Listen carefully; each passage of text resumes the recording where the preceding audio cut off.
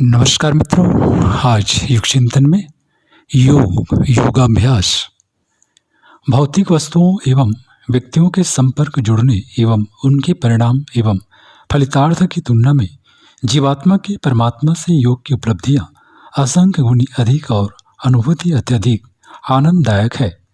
वह समस्त संसार का अधिष्ठाता है और चेतना का महासागर। भौतिक और आध्यात्मिक सभी विभूतियां उसमें समाहित हैं। योग एक वैज्ञानिक प्रक्रिया है जिसके अनुसार अपने शरीर और मन की प्रयोगशाला में अन्वेषण परीक्षण प्रयोग के आधार पर महत्वपूर्ण तथ्यों का आविष्कार किया जाता है। यौगिक विश्राम एवं योगाभ्यास से शरीर व मन में शक्ति व स्फूर्ति का संचार होता है। योगाभ्यास की नियमितता से शरीर के अंदर सूक्ष्म परिवर्तन होने लगते हैं। आदतों में परिष्कार हो जाता है। तनाव, चिंता, व्यग्रता और आदि मानसिक विकारों से छुटकारा मिलता चला जाता है। विश्राम एवं सजगता में मन व शरीर पर नियंत्रण बढ़ता है और व्यक्ति का जीवन उत्कृष्ट एवं परिष्कृत होता जाता है। योगा साधना से शरीर का मांस मज्जा वाला स्थूल भाग तो घट जाता है, पर नए प्रकार की ऊर्जा का उत्पादन होता है जिसे योगाग्नि कहते हैं। इसे शक्तिपुंज कह सकते हैं। दधीचि की हड्डियों में यही विशेषता थी जिसके कारण उनके द्वारा बना हुआ वज्र वृत्तासुर जैसे दुर्धर्ष दानव का हनन कर सकने में समर्थ हुआ। योग की आदि साधना यम, नियम, आसन, प्राणायाम द्वारा शारीरिक मानसिक स्वस्थता में निश्चित है। बाहरी साधना के पश्चात भीतरी साधना का नंबर आता है। जो लोग बाह्य व्यावहारिक जीवन में सुधार करना छोड़ देते हैं और एकदम योगी होने की सोचते हैं, वे एक निरर्थक प्रयास करते हैं। उन्हें सिद्धि प्राप्त होना दुस्तर है। योग विज्ञान उस रहस्यमय किंतु सुनिश्चित प्रक्रिया का नाम है जिसके आधार पर व्यक्तित्व का सर्वांगीण विकास हो सकता है और उस सफलता को प्राप्त किया जा सकता है जिसे जीवन लक्ष्य की पूर्ति कहा जाता है। मानवीय काया सृष्टा का एक अनुपम उपहार है। प्रत्यक्ष काया के अंदर ही सूक्ष्म तथा कारण शरीर पंचकोश षट चक्रों के रूप में अनेकानेक दिव्य विभूतियों के भांडागार भरे पड़े हैं। योग साधना के विभिन्न उपक्रमों को अपनाकर उन्हें जागृत करके मनुष्य अतीन्द्रिय क्षमता संपन्न बन सकता है। बुढ़ापा क्यों आता है, इसका उत्तर आमतौर से रक्त संचार में शिथिलता, मांसपेशियों में दुर्बलता, अवयवों का वजन घट जाना आदि माना जाता है। पर यह दुर्बलता यूं क्यों आती है, इसका विश्लेषण नहीं किया जाता। वस्तुतः हमारी विद्युत उत्पादन और संचार प्रणाली लड़खड़ाने लगती है और अवयवों को यथासमय पोषण मिलने का काम ढीला पड़ जाता है। इसके लिए वे उपाय ढूंढे जाने चाहिए थे जो शरीर की विद्युतीय व्यवस्था को समर्थ बनाए रहें। यह कार्य योग साधनों में अपेक्षाकृत अधिक अच्छी तरह हो सकता है और बुढ़ापे रोकने में हर व्यक्ति उस आधार पर एक बड़ी सीमा तक सफल हो सकता है। योगाभ्यास को नियमिततापूर्वक अपनाकर वृद्धावस्था में शारीरिक स्वास्थ्य लाभ के साथ साथ मानसिक आरोग्य भी प्राप्त होता है। आध्यात्मिक भाषा में योग उस प्रक्रिया को कहते हैं जिसके आधार पर दो प्रमुख आध्यात्मिक तत्वों का मिलन होता है। मस्तिष्क और हृदय को, माया और मुक्ति को, पाप और पुण्य को, मन और आत्मा को एक सूत्र में बांध देने, एक केंद्र पर केंद्रीभूत कर देने से द्वैत मिटकर अद्वैत बन जाता है और विक्षोभ दूर होकर एकीकरण का ब्रह्मानंद प्राप्त होने लगता है। व्यक्ति की रहस्यमय क्षमताओं को अनगढ़ स्थिति से उबारकर उसे शुद्ध एवं प्रखर बनाना ही योग साधना का उद्देश्य है।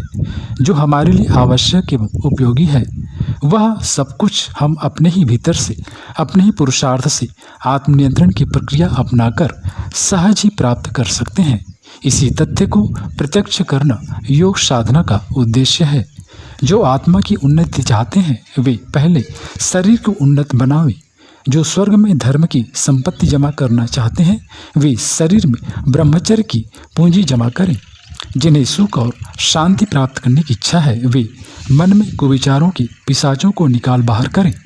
इस प्रकार जब शरीर और मन स्वस्थ एवं बलवान बनने लगेगा तो सूक्ष्म शरीरों की शक्ति प्रस्फुटित होगी और तब योग साधन में सफल होना कठिन न रहेगा। योग का वास्तविक अर्थ और स्वरूप है आत्मा और परमात्मा का एकीकरण। इससे आत्मा की ही अपनी क्षमता, पवित्रता और पात्रता बढ़ानी पड़ती है ताकि वह परमात्मा में घुल सकने योग्य बन सके। योग एक चेतनापरक विज्ञान है जिसमें स्थूल, सूक्ष्म और कारण शरीर को जागृत, सशक्त और प्रखर बनाने के लिए उसी प्रकार सोपान निर्धारित है जैसे छत पर चढ़ने के लिए जाने की सीढ़ियाँ। ध्यान और योगाभ्यास दोनों यूं तो ऊंचे दर्जे की आत्मशोधन तथा आत्म परिष्कार की प्रक्रियाएं हैं। योग एक ऊंची आध्यात्मिक प्रक्रिया का नाम है जिसमें आत्मसत्ता को परमात्मा सत्ता के साथ जोड़ने का, स्वयं को मत योजना में, चेतना में विसर्जित कर तद्रूप बनने का प्रयास किया जाता है। राक्षसी सुरसा की तरह अनेक रूप बनाने में पटु ये चित्तवृत्तियां मनुष्य को लुभाती ही नहीं वरन डराती और धमकाती भी है। निर्बल मन और अस्थिर बुद्धि के व्यक्ति उनकी एक ही झपक में ठंडे होकर योगाभ्यास छोड़ बैठते हैं और इस तरह स्व आत्मानुभूति की इच्छा मन की मन में ही रह जाती है। योग एक लंबी अवधि का अभ्यास है। जो देर तक उसमें स्थिर रह सकता है वही अंतिम सिद्धि तक पहुंच सकता है। भक्त और भगवान के बीच की घनिष्ठता उत्पन्न करने वाले प्रयासों को योग साधना कहते हैं। अंतराल में प्रसुप्त स्थिति में पड़ी हुई दिव्य क्षमताओं को जगाने की प्रक्रिया का नाम योग साधना है। योग विद्या मन और आत्मा के स्वभाव का एकीकरण करने की विद्या है। मन और अंतःकरण के मिलन में एकता में सुख है। इसी को आत्मा और परमात्मा का मिलन कहते हैं। इस मिलन का दूसरा नाम योग है। योग का अर्थ है अपने को लिप्सा और लालसा के भवबंधनों से मुक्त करके आदर्शवादिता के प्रति आत्मसमर्पण। योग साधना का प्रतिफल आरोग्य के मूल संस्थानों तक पहुंचता और उस जीवट जिजीविषा को जगाता है जिसे पाकर हर स्तर का शरीर ऐसे काम कर सकता है जो सामान्य लोगों को चमत्कार जैसे प्रतीत हों। जड़ प्रकृति को नियंत्रण में रखने और उस पर स्वामित्व स्थापित करने की जो सामर्थ्य भौतिक शक्तियों में नहीं वह आत्मा के अंतराल में भरी पड़ी है। पर हम भी चाहें तो योग के अष्टांग नियमों का अभ्यास कर उस शक्ति के न्यूनाधिक मात्रा की अनुभूति और उपलब्धि कर सकते हैं। योग मुख्यतः जीव चेतना को ब्रह्म चेतना के साथ जोड़ देने वाली भावनात्मक एवं विचरणात्मक पद्धति है। उसमें दार्शनिकता प्रधान है तथा हलचल कम। श्रेष्ठ आचरण, सदाचार, भलाई का जीवन, ज्ञानपूर्ण दृष्टिकोण, मनुष्यता का पालन, यही यम नियमों का तात्पर्य है। अच्छे मार्ग पर चलना, अच्छे काम करना, अच्छाई को पसंद करना योग की यह प्रथम सीढ़ी है। योग साधना एक उच्च स्तरीय अंतरंग प्रक्रिया है जो संवेदना के धरातल पर चलती है। आत्मा और परमात्मा के मिलन की इस अद्वैत स्थिति को हाथ पांव हिलाने डुलाने तक सीमित न मानकर उच्च स्तरीय साधनाओं का स्वरूप माना जाना चाहिए। प्रार्थना, दान, सेवा, त्याग, बलिदान में से चित्त की सीमा बढ़ती है और पाप अनुदारता से सीमा घटती है। मन की एकाग्रता, आस्था, विश्वास से भी चित्त चेतना का विस्तार होता है। योगाभ्यास से सीमा विस्तरण के साथ ही शक्तियों, दिव्य क्षमताओं का जागरण एवं अभिवर्धन होता है। योगाभ्यास को नियमितता द्वारा पूर्वक अपनाकर वृद्धावस्था में शारीरिक स्वास्थ्य लाभ के साथ साथ मानसिक आरोग्य भी प्राप्त होता है। योग साधनाओं में ध्यान की विभिन्न साधनाएं, आसन, प्राणायाम आदि विभिन्न प्रकार के अभ्यास इस दृष्टि बनाए गए हैं जिससे शरीर के उन अवयवों तक की मालिश हो जाती है जिन पर साधारण व्यायाम प्रभाव नहीं डाल पाते। योग विज्ञान उस रहस्यमय किंतु सुनिश्चित प्रक्रिया का नाम है जिसके आधार पर व्यक्तित्व का सर्वांगीण विकास हो सकता है और उस सफलता को प्राप्त किया जा सकता है जिसे जीवन लक्ष्य की पूर्ति कहा जाता है। तपश्चर्या और योगाभ्यास दोनों की एक जोड़ी है। तपश्चर्या का अर्थ है निखार देना और योग का अर्थ है किसी के साथ में जोड़ देना, भगवान के साथ जोड़ देना। योग का सर्वसामान्य सिद्धांत यही है कि बौद्धिक चेतना पर नियंत्रण स्थापित करके अचेतन को दबाने से रोकना और सहायता के रूप में नियुक्त करना। इन प्रयोगों को यदि व्यवस्थित और वैज्ञानिक ढंग से किया जा सके तो निस्संदेह मनुष्य साधारण न रहकर असाधारण ही बन सकता है। योग साधना में चेतना मन के उत्पातों को रोकने के लिए शिथिलता, शून्यावस्था, समाधि, शवासन आदि को बहुत महत्व दिया जाता है। इन्हें योग निद्रा कहते हैं। स्नायु संस्थान से तनाव दबाव हटाकर यदि श्रांत विश्रांत और सौम्य मन स्थिति प्राप्त की जा सके तो उसे जागृत निद्रा के समतुल्य माना जा सकता है। योग साधनाओं द्वारा मनुष्य वह सामर्थ्य भी विकसित कर लेता है जिसमें एक स्थान पर बैठे बैठे ही दूरवर्ती स्थान पर क्या हो रहा है यह जान लेता है। उस स्थिति में व्यक्ति की चेतना शरीर तक ही सीमित नहीं रहती बल्कि विराट चेतना से एकाकार हो जाती है। स्थूल शरीर को प्रभावित करने के लिए मंत्र योग का, सूक्ष्म शरीर के लिए प्राण योग का और कारण शरीर में उपयोगी उभार लाने के लिए ध्यान योग का उपयोग किया जाता है। भावना प्रधान लोगों के लिए भक्ति योग, बुद्धिवादियों के लिए ज्ञान योग और पुरुषार्थ परायणों के लिए कर्म योग रुचिकर होता है और सरल भी पड़ता है। जीवन आदर्शों के साथ जुड़ गए यही योग है। योग का आरंभिक शिक्षण चिंतन और चरित्र की उत्कृष्टता सिखाने से होता है। आत्मशोधन को तप कहते हैं और आत्म क्षेत्र में उच्च स्तरीय विशेषताओं के समावेश को योग साधना। ईश्वर जिसकी उपासना की जाती है वह है सत्प्रवृत्तियों का समुच्चय, उत्कृष्टता आदर्शवादिता का समन्वय। मात्र पूजा करने से नहीं अपितु आत्मा को परमात्मा के साँचे में ढाल लेना भी योगाभ्यास है। साधन और सत्प्रयोजन का समन्वय हो सके तो उसे व्यवहारिक जीवन का योग कहा जाएगा। योग से मनुष्य की तुच्छता दिव्यलोक की महानता के साथ जुड़ती है और उस गठबंधन का परिणाम होता है लघु और महान का एकीकरण। योग न तो आसन है और न प्राणायाम और न ही एकाग्रता। यह तो एक भावपरक भूमिका है जिसमें व्यक्ति को अपनी सत्ता का समर्पण समष्टि में करना होता है।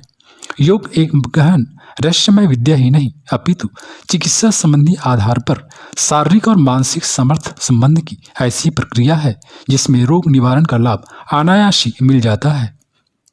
अंतरंग चेतना का परिष्कार ही समस्त योग साधनाओं का वास्तविक समिष्ट है, अभिष्ट है और इस परिष्कार में निरंतर प्रवृत्त रहने की क्षमता ही योग शक्ति है। आध्यात्मिक अर्थ में योग कहते हैं जीवात्मा परमात्मा से जुड़ जाने को। श्रद्धा और विश्वास के द्वारा आत्मा और परमात्मा की अनुभूति किन्हीं संस्कारवान आत्माओं को पूर्व जन्मों में ही की गई साधनाओं के पुण्य स्वरूप हो सकती है, किंतु सर्वसाधारण उसका लाभ नहीं ले सकता। इसलिए भारतीय तत्वदर्शियों ने उस क्रिया विज्ञान की खोज की जिसे योग साधना कहते हैं। योग साधनाओं का मूल प्रयोजन मनुष्य को अंतर्वर्ती बनाना है। संक्षेप में इसे ही अध्यात्म कहते हैं। पवित्रता एवं प्रखरता द्वारा पात्रता अर्जित कर हर साधक योग साधना के माध्यम से भौतिक सफलताएं एवं आध्यात्म जगत की विभूतियां हस्तगत कर सकता है। चेतना को श्रेष्ठता के साथ जोड़ देने के प्रयास को ही योग कहते हैं। योग और ईश्वर प्राप्ति दो पृथक विषय हैं। योग एक विज्ञान है, साधन है, विद्या है, कला है जिसके द्वारा मानसिक शक्तियों को काबू में करके उनका प्रयोग करना आता है। इस विद्या द्वारा ईश्वर प्राप्ति की जाए तथा भौतिक कार्य किए जाए यह रुचि का विषय है। शरीर मन और अंतःकरण में काम करने वाली विद्युत शक्ति के अभिवर्धन और सदुपयोग की विधान प्रक्रिया का नाम ही योग साधना है। योग साधनाओं का एक उद्देश्य चेतना विद्युत शक्ति का अभिवर्धन करना भी है। इसे मनोबल, प्राणबल और आत्मबल भी कहते हैं। संकल्प शक्ति और इच्छा शक्ति के रूप में इसी के चमत्कार देखे जाते हैं। योग के शारीरिक और मानसिक व्यायाम के लिए साधनात्मक कर्मकांड के लिए भी स्थान है, पर उसका मूल प्रवृत्ति चिंतन के स्वरूप को ऊंचा उठाना है, अपनी सत्ता और दिशा परिष्कृत करना है, पदार्थों और व्यक्तियों के प्रति दृष्टिकोण का परिमार्जन करना है। वस्तुतः योग एक दर्शन है। योगाभ्यास में प्रयुक्त होने वाले उपचारों में मात्र शारीरिक मानसिक हलचलों को ही सब कुछ मानकर संतुष्ट नहीं हो बैठना चाहिए। उत्कृष्ट प्रयत्न यह होना चाहिए कि आत्मा को परमात्मा से जोड़ देने पर उपयुक्त भाव चेतना उत्पन्न की जा सके। महत्व तो इस भाव उभार का ही है। योग मार्ग की कठिनाइयाँ इसलिए अनंत गुनी बढ़ जाती है कि यहाँ अपने से ही संघर्ष करना होता है और अपनी ही अभ्यस्त इच्छाओं प्रवृत्तियों को मारना पड़ता है। आत्म साधना में योग साधना से अपना संबंध करके अपनी शक्तियों को प्रस्फुटित करने से उपयोगी तत्वों का आविर्भाव होता है। योग एक वैज्ञानिक प्रक्रिया है जिसके अनुसार अपने शरीर और मन की प्रयोगशाला में अन्वेषण परीक्षण प्रयोग के आधार पर महत्वपूर्ण तथ्यों का आविष्कार किया जाता है। इस विज्ञान द्वारा हमारे पूर्वज योग की चमत्कारिक सिद्धियां प्राप्त कर चुके हैं। विद्युत शक्ति या अन्य उपकरणों का सहारा लेकर मस्तिष्क की क्षमता को विकसित करने या उसे प्रभावित करने की अपेक्षा योग साधना का मार्ग निरापद है। आंतरिक आनंद की निर्मल निर्झरी में स्नान करने के लिए, दुख रहित सुख प्राप्त करने के लिए योग की एकमात्र आधार है। उसे अपना लेने पर मन, वचन, कर्म से हम सात्विकता की दिशा में चलते हैं। फलस्वरूप सब लोगों से प्रेम एवं सद्भाव प्राप्त होता है, जिससे जीवन में पग पग पर प्रसन्नता एवं प्रफुल्लता के अवसर आते रहते हैं। योग भारतीय मनोविज्ञान है। मन को हानिकारक, अनुपयोगी, निरर्थक मार्ग में भटकने से रोककर इस प्रकार शिक्षित किया जाता है कि वह उस मार्ग पर चल सके जो हमारे लिए वस्तुतः उपयोगी, लाभदायक एवं मंगलमय है। जितने भी विज्ञान हैं उनके सिद्धांतों को पुस्तकों और वाणी द्वारा जाना जाता है और क्रिया को व्यवहारिक प्रयोग द्वारा सीखते हैं। योग के भी दो अंग हैं, सिद्धांतों पर विश्वास करने और क्रिया को अभ्यास में लाने से योग के प्रयोजन पूरा होता है।